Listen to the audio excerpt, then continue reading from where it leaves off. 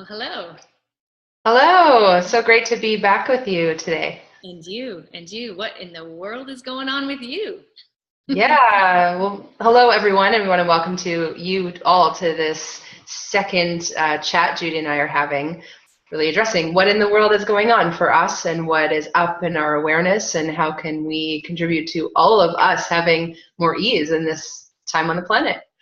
So, yeah, this past week for me, there's been some stuff with pain showing up in the body that I haven't had in quite a while. So one thing I'm grateful for is just having different tools. I did a brief video on this a while ago because even 4 years ago, I would have gone into, well, what's wrong? You know, it was almost wrong to have pain. It was this indicator that I was doing something wrong on my spiritual path, or I wasn't being conscious if I had pain. So if I was truly being conscious, I would be totally aware and totally responsive to my body. And so And I then was just so grateful, right? So grateful to acknowledge what's different now and how now I can just attend to what is, attend to the sensation in my body and ask questions and receive the information and allow it to unravel. And yeah. Cool. So that's a big aspect of just acknowledging what is for me and the willingness to ask questions and bring people into my life to contribute to it changing, like asking my body what it needs and all of that, rather than deciding I'm here to do it my own, and if I figure it out, I'll get more gold stars. Right. And particularly if you do it all by yourself. Right. Right.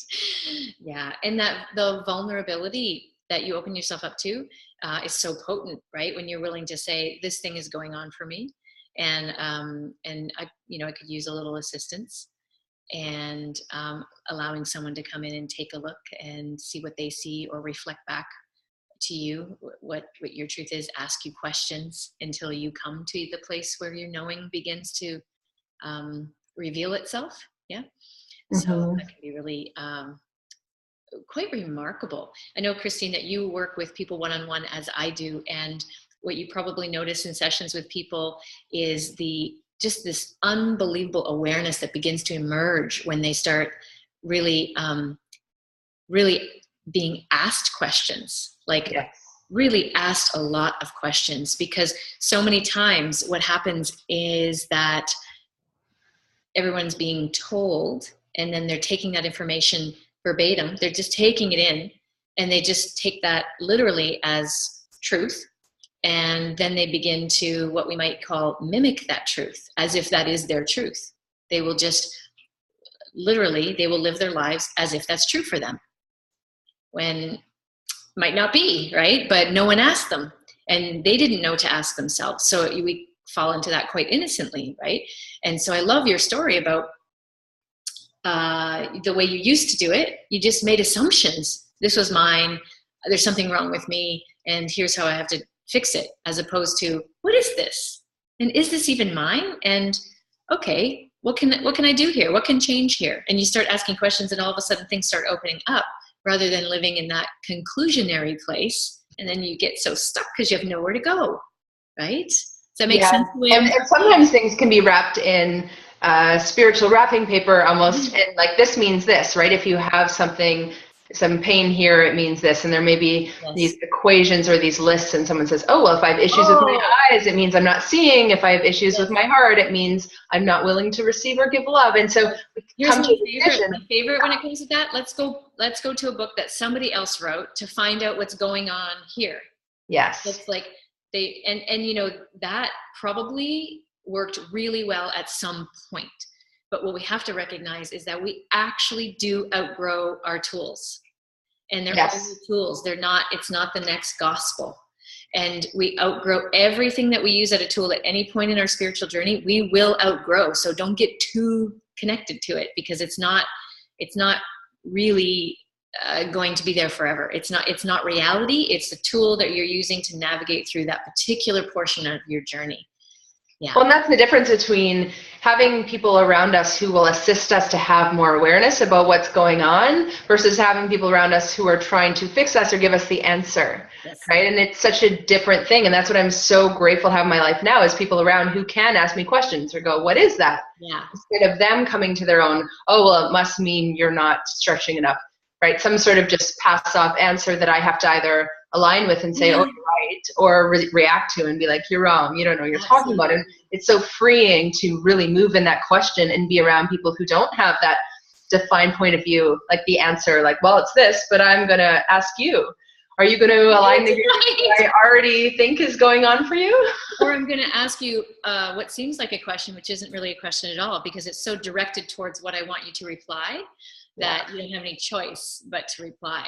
Like, yeah, and that's what I get. A lot of the energy signatures and patterns unraveling, potentially even globally, is more people coming out of compliance with someone else knows, I don't, I have to trust them, and I can't trust me. So it's more like, how do I trust what I know, and being willing to bring people into my life to facilitate me knowing what I know and having access to my more awareness about what's really going on and what is it going to take to change whatever I have unfolding my life. But it's just those places or spaces where someone else had the answer, then we had to either align and say you're right, or we had to react and say you're wrong, or we tried to do it their way, or they said stretch, then we have to start making our body stretch in the way they decided was the right way, and that could hurt us. Oh, yeah, I'm so glad you said that, right? Like, so glad you said that. Because I enjoy a variety of movement with my body, and whenever I have ever tried to bring myself into just one way of doing it with any type of physical movement, classes, this and that, my body will like that for a little while, and then it starts almost like pushing back on it. Like I can almost feel it like, don't tell me what to do all the time, right? Give me some room here, right? Because you're only wanting me to do this, and I also want to do all this other stuff too. So it wants that variety, not just the same all the time. And we can get locked into that in any area of life, with food or with movement, where someone says, grapefruit is good, you need to eat that, instead of checking in, is like, is it good for me? Or is that movement good for me? Is that what my body is asking for? Or is that another answer that someone else who's really fit is telling me? And that just totally sparks this whole other layer of it. Like, so, you get to this, like, following orders, then all of a sudden it's like, oh, is it right for me? But to like expand that even more, and I know you do this in your own life, it's like, is it correct for me right this moment? Yeah. Because in one moment, grapefruit might be exactly what your body's looking for. But then if you form a conclusion, oh, my body loves grapefruit. Well, no, it loves it right now while you're eating it. And then if you go to try to force it in there tomorrow and you don't feel well, or you're not even listening, you haven't asked a question, you've just made a conclusion again about, well, my body liked it yesterday, so it's going to like it today. Well, maybe not. How about consent, right? How about, there's a lot of talk out there in the world, so much shooting around the internet, so much about when we're talking about sexuality, talking about sexual consent.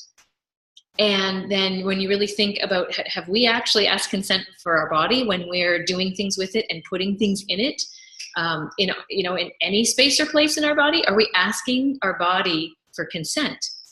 Is that what it wants? And are we waiting to sense the reply? And are we really willing to sense the reply if it's contrary to what we think is best for it? Mm-hmm. So now more than ever, building trust. Yes. Rather than trusting what we've decided before now. It's more like, what would it take to have that consent, right? To be in that question of, would you like this? Even just like, buddy, would you like to have sex right now with this person? Like, giving choice on both sides. It's all those places and spaces where it's like, well, I need to because they want it, or I need to because I think I should want it, even when I don't, or whatever that is. So it's really coming out of that need to be or do anything, and really shifting into, would I like to choose this? And the willingness to be honest. And because that does build that trust muscle, and there's way more ease than with everything, with food and with movement and with partnership and sex and relationship and everything. But the unwillingness to go in that direction, because there is going to be those moments of, oh, I totally just went against what I knew and did it anyway. And so we're kind of that building trust.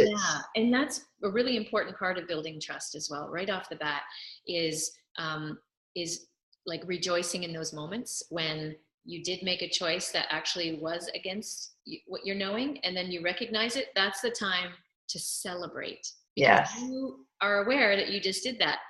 Because if you weren't aware, you would have done it and kept going and not even noticed, and you maybe felt all the much worse for it. Or, as one of my favorites is, like, whenever anybody's not feeling well, it's like, oh, it must have been something I ate. Right? It's always something that you just ate.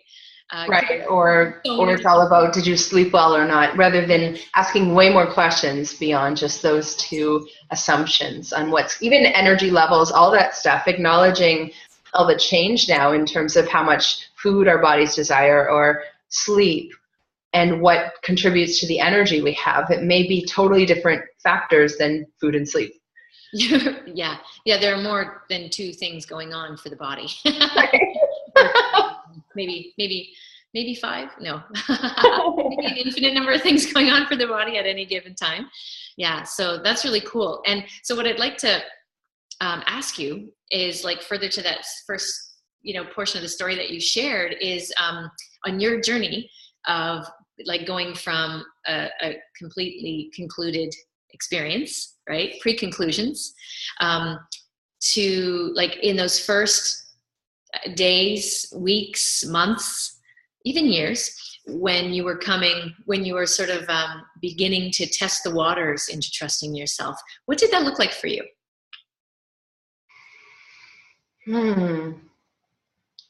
It felt like progressive moments of just waking up to something different. So say it would be like, oh, I've made pain wrong. When did I decide that pain was wrong? Right. And so just it's all those little moments over time of just like, wait a second, when did I start to judge my body? Who said that I had to? Right. When was that made normal and something everyone did? So I'm actually not allowed to opt out just because it's in the collective that everyone does it. Yes. I remember just those moments of like, I don't care if everyone on the planet is judging themselves. I'm not doing it anymore. Like, I'm changing this because I know I can, and I know it's not required for me to live here.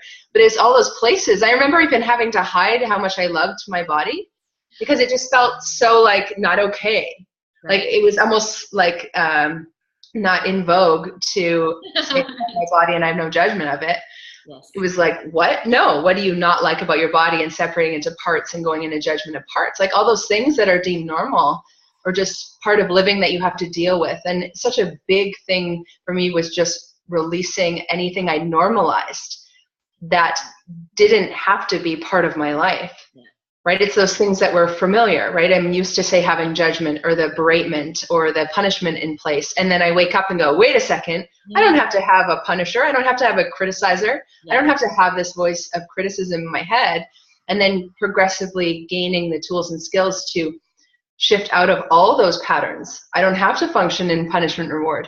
I don't have to have any voice of criticism and beratement or any abuser on any level, including energetically. So it's like waking up and waking up and waking up. So it's kind of like setting the alarm on my clock every when I do, right, progressively over time. And it's not always comfortable because there can be those moments where it's like, where there's almost this grief, like, oh my God, I judged my body. I wasn't able to just love and receive the gift that it was. Like, I couldn't see how much it was there for me this whole time. And there can be moments of grief as we wake up. And so the willingness to just process that, quote, emotion or that energy, like allow it to release so that more love can come in. Yeah. So that becomes more normalized. Thank you. Thank you. You have choice. Yes. Everybody out there in YouTube land, you have choice. You can choose what normal is for you. And when we become indoctrinated into cultures, the key word being cult in cultures, whether that's when you were born, where you were born, your race, your color, your creed, whatever you've been indoctrinated into just by sheer happenstance, if you will, of being in that environment. You're just surrounded by it. So automatically, through osmosis, as the scientists might say, you begin to mimic those things. You literally, because you're in and amongst those energy fields, and also you're with your five senses, you're out here and you're like, oh, this is how we do it. And you just begin to automatically mimic what's going on around you. And I can remember from a very early age, and Christine, you and I have had some amazing conversations, even most recently about this, how I can remember so vividly being so young and absolutely mastering the world around me. I was a master. If I wanted something, I knew how to get it. All I had to do was watch the people around me, watch what they were up to, watch which strings to pull, which buttons to push, and I could get anything that I desired. If I wanted a hug, I knew exactly what to do to get a hug. And sometimes I did something cute to get somebody's attention, to get a hug, and sometimes I would I'd be a little stinker, because even though a reprimand was coming, then I could shed some tears and then they would hug me. And I knew that every time. And I never sat there thinking about it. You never sit there cognitively, A plus B equals C. Just that energy field, there's this movement in the energy field, and you're a part of that, and you're sensing, you're like, okay, here's how we do it, right? And you just start to mimic, oh, here's how I get this need met, here's how I get that need met, here's how I create, right? So you start creating from mimicry. Mm-hmm.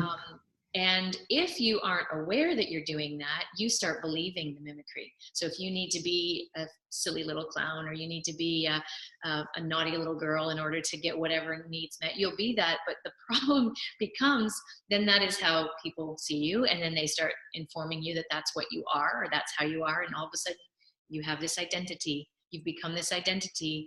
And now it feels like you're nothing outside of that, which is like the biggest lie in the universe. And so when I vividly took a look at that, it was just so clear that it wasn't something that I was doing that was wrong. I was a complete rock star. I was such a master of my universe. I just forgot that that's what I was doing, and that became more real. And I completely forgot that I had done that, and I instead became that. And then later on in life, when I started waking up, going, what is going on? How did I get here? Because I was in such an uncomfortable place. That's when the unraveling started. That's when I had to undo all of the mimicry and all of the sort of stories and lies or whatever that I bought myself, that stuff was real. And then I started waking up to, oh yeah, I remember how to do magic. I remember how to get my needs met. I meet them by what I choose. Just like I did when I was little. And you know it right when you get here, you know exactly how to do it, and you start working it from day one. Right? And then somehow we forget. We literally forget. And it's that forgetfulness which is so passionate. And you know, that conversation that you and I've had recently about falling into unconsciousness, and what the heck is that, right? Like, what is forgetting, or what is unconsciousness, and how we're even mimicking that. You fall into just enough consciousness, just enough unconsciousness to play their game to get what you need. But if you choose unconsciousness, unfortunately, you've now just chosen unconsciousness. Yikes. so Yeah, there's that kind of waking up and then falling asleep, and then waking up and then falling asleep, and on all levels, and to have it be a choice to wake up rather than this need or necessity. I have to do it because that's what I'm here on this planet for. It's just like, no, this is all a choice. We can choose to go to sleep, or you can choose to wake up. We can choose to be conscious and aware and in question, or not. So it's just releasing where it's been impelled as this good, right, just thing. And if you're not being conscious, you're wrong. And it's like, it's all choice to be conscious or unconscious. It's just when we're unconscious, we're not aware of what the choices we're making. Yes. The difference, when we're conscious, we're aware of the choices we're making and what our choices are creating. Yes. That's the difference. And all unconsciousness is not acknowledging what you're up to and what's going on and what you're choosing and what you're creating. It's just all seemingly happening to you. When we wake up, we can see the mechanism behind it, right? So we're no longer in the dark. I'm not the puppet, I'm the puppeteer. Right? Oh, wait a second. That reframes like everything. So all of a sudden, if I want something to change, I can just choose it. Yes. And having that child knowing of just that dance with all energy of life. Because the tricky part, when we wake up and have this whole mind in place, then we go into control of reality and positive thinking and no negative thinking. Get that negativity out. Positive, like just focus. And then we're locked into this new control game that exhausts us equally as being unconscious did. Yes. So just how to have choice, but have the space to play in the dance of life. And what do I know about this I haven't yet acknowledged? Or how can I play with this that I haven't yet chosen? And those taking off those mimicry or those places, I'll do it like them, or I decided I would never be like that person, so I had to mimic the way they were like and make sure I never showed up that way. So then we're continually locked into their energy field, trying to not be what they are. They're like, if I was being me, would I choose to be that way? No. So I don't have to mimic, or I don't have to always be tuned into their world or the way they do things. I'll show up. Yes. How would I like to do this, to create this? What is unique to me, or what is similar to the way other people do it? Yeah. And that's the thing, is when that's another thing that was coming up this week in classes and session, is just where we're trying to be unique or had to do something different to prove we weren't like other people, or even where we got kind of caught up on consciousness sauce, and then we're like, oh, I can't do any of those things because they're not conscious. Yes. And into just like bringing consciousness, which is bringing you to everything you do. You just reminded me of such a crazy story, which is probably, on reflection, it's very common. It's very common that it happens, but I was at a conscious gathering. I can't even say that with a straight face. So, it was a gathering. It was in Norwich in England, in the UK. I used to live there, and it's where I began studying energy medicine. And I was at a class, and always when you're at things that involve some level of what we perceive as consciousness, like an actively involving consciousness, you're going to get a mixed bag of people who show up to that. And typically there are a handful that really feel that there are levels, and everyone goes through the same thing, or levels, or it's interesting. It's always a very interesting point of view. So I guess they're assuming everybody's journey is exactly the same. So there I was, getting myself a cup of tea at the tea station in a bit of a break, and this woman who she was very sweet, very nice lady, and I'd known her for a little while, maybe 18 months. She saw me, and it was like a black tea bag, like Tetley tea or whatever it was.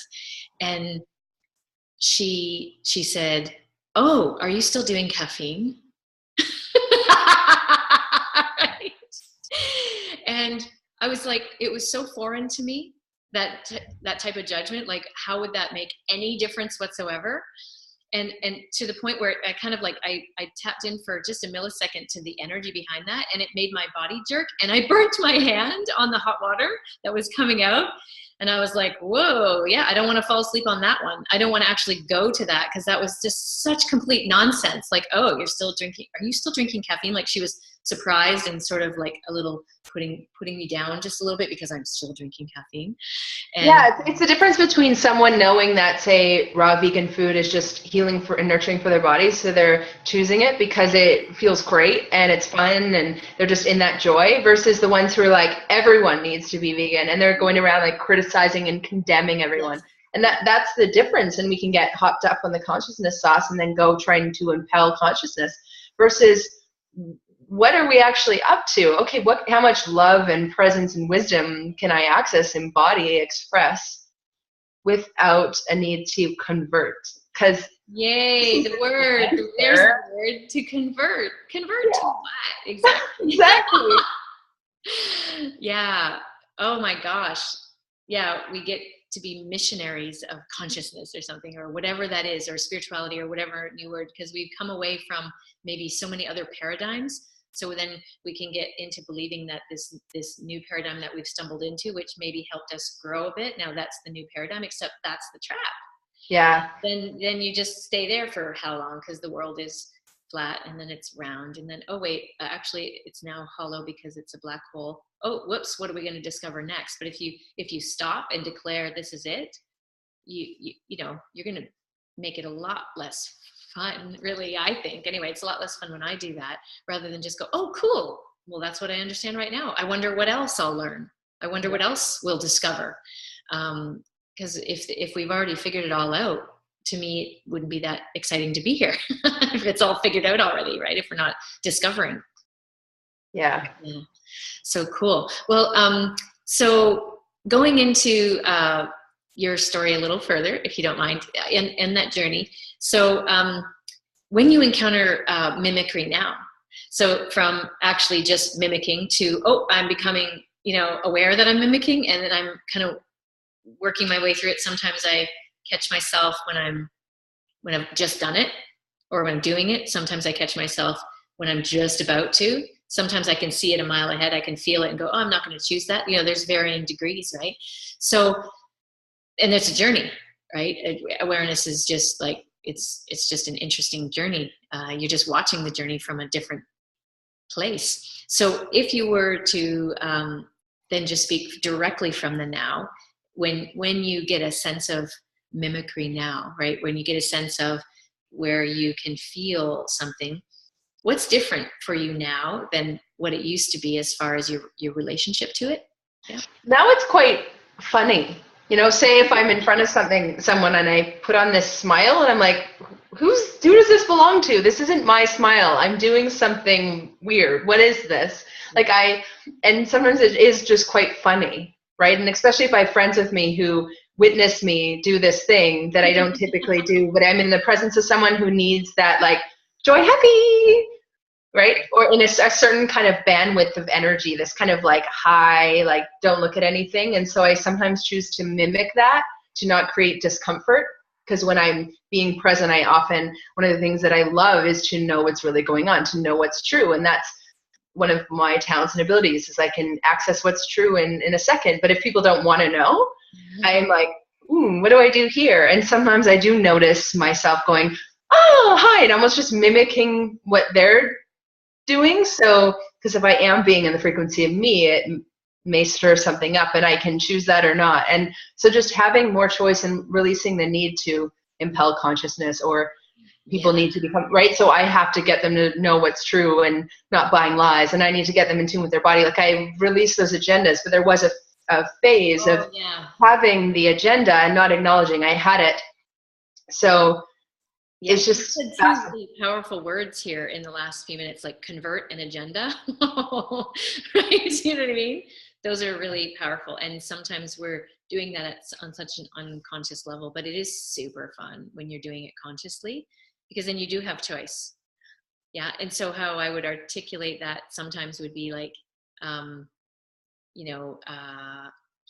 so this came up in a session with someone this week, which it was so cool. This like idea that of what honesty is, and that you have to tell the truth, the whole truth, nothing but the truth, so help you God. And so you actually believe that, being in a relationship is like total honesty. I have to be completely transparent. Except that's not being transparent, is not being honest. Because you're not being honest to what you know. Because at times when transparency is not going to be a contribution to you or them, there's no need to be transparent. You're being dishonest because it's not going to create more in your life or their life. In fact, it might actually be a destructive force at that point. But if you're not willing to know, if you're bowing to the gods of total transparency or total honesty, then unfortunately, you will completely discount your knowing, and you will go for the honesty instead of, I'm really being honest with myself that I'm aware that they cannot receive this right now. Or if I deliver it, I'm not in a position to receive what they're going to deliver back to me. And I already know that. So I'm not going to put myself or them in that situation. So it's an art, because we have a phase where there's almost a control and wanting to kind of control and be seen as right and good and not bad and wrong. And so I'm just going to say what makes them feel good and never say what makes them uncomfortable. And so that's part of the journey, is when we're still in those roles, right? And trying to be conscious while maintaining image. Yes. Yes. Yeah. So there's the willingness to when and the delivery of all. And I know it's been such a gift to me when I was in that control reality was to just go, okay, universe, like teammates, orchestrate the timing of this conversation on our behalf. So say if I was having a conversation with someone, I'm like, essentially, universe, orchestrate the timing of this, because I knew that when I asked for that contribution, the timing would just like be amazing. It was like 80% of the work is done, and you only have 5 words to say instead of this rehearsed speech of what you need to deliver in the name of truth telling or something. It's coming off all pedestals and saying what is relevant here, Yes. what will create more intimacy. And so you look at what is your priority? Is it intimacy or truth telling, whatever that is, and or just the need to, then they need to know what's going on for me. And we all go through different versions of all this when we're loosening up those identity structures and who we are and who we're not. And then yes, consciousness becomes an identity, or spiritual, I'm a spiritual person, and that becomes an identity. And then we release those identities and go, so I'm here, I'm me, whatever that is in this 10 seconds. And I may speak a lot or not a lot. At that point, you're literally beyond being able to define it, because you're this organic, live being. Yeah. You're not definable. You're not defined. You're occasionally describable. You might describe how you're feeling at that moment, or describe what you're up to, or someone might describe how you were during a conversation that you can sort of describe. But when we take description and make a definition out of it, yeah, all of a sudden, even just my hands are doing that. It's like they're open to, and that's how you feel, right? Just the energy starts locking up. So learning how to use even definitions, hold them lightly. They're just definitions. They're not meant to be shackles.